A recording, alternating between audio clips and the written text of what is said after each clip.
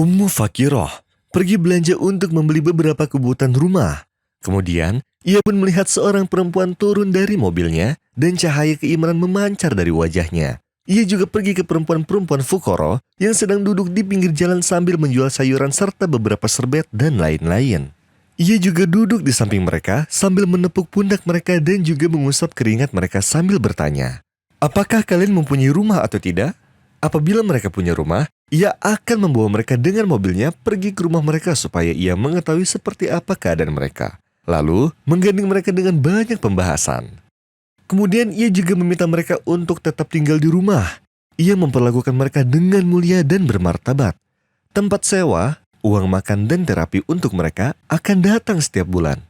Dan apabila mereka tidak mempunyai rumah, ia akan membawa mereka ke rumahnya agar mereka dapat dirawat serta diperhatikan. Bahkan, ia juga bicara pada petugas panti jompo untuk mengurus mereka sampai ialah yang mengantar mereka ke tempat panti jompo tersebut. Ummu Fakirah pun merasa sangat terkesan pada perempuan soleha itu dan kecintaannya pada hal kebaikan juga pada sedekah.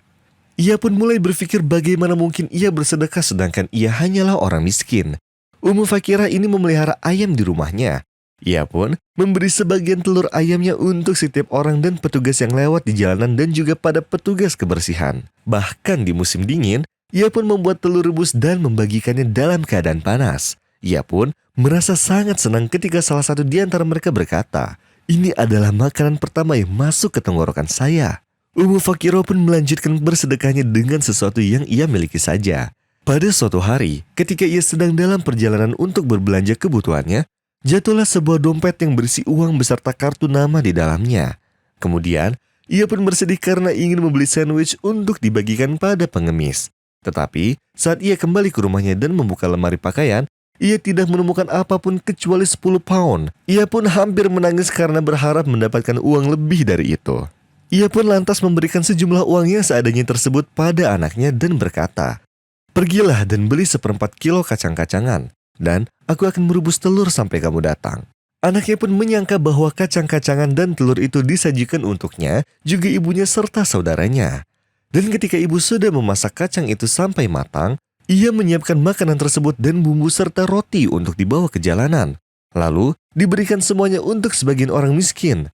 Anaknya pun melihatnya heran sambil tersenyum dan berkata padanya, "Sisakan untuk kami 2 telur saja. Apakah engkau tidak peduli pada kami?" Ummu Fakirah pun kembali dan ternyata di rumahnya tak tersisa makanan sedikit pun. Kemudian, ia pun tidur bersama anaknya sebelum waktu asar hingga bangunlah mereka semua. Kemudian, ada yang mengetuk pintu rumah mereka. Maka dibukalah pintu tersebut dan ternyata itu adalah tamu dari saudara sang ibu yang mengirim temannya dengan membawa sebuah hadiah dan uang dari luar kota.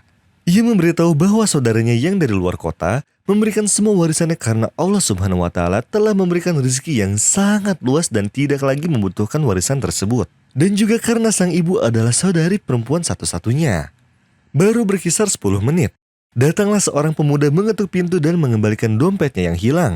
Dan berkata bahwa ia mengetahui pemilik dompet tersebut dari kartu namanya yang mana ada alamat di dalamnya.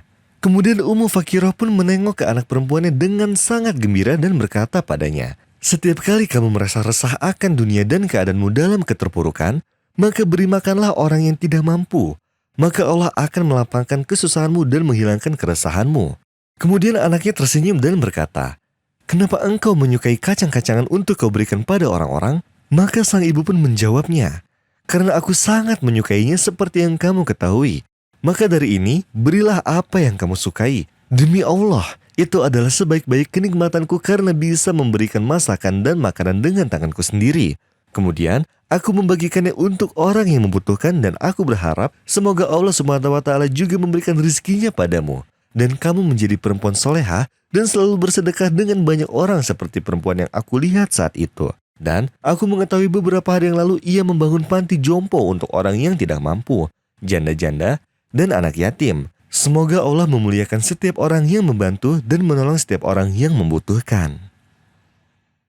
مثل الذين ينفقون أموالهم في سبيل الله كمثل حبة أنبتت 7 سنابل في كل سنبلة 100 حبة والله يضاعف لمن يشاء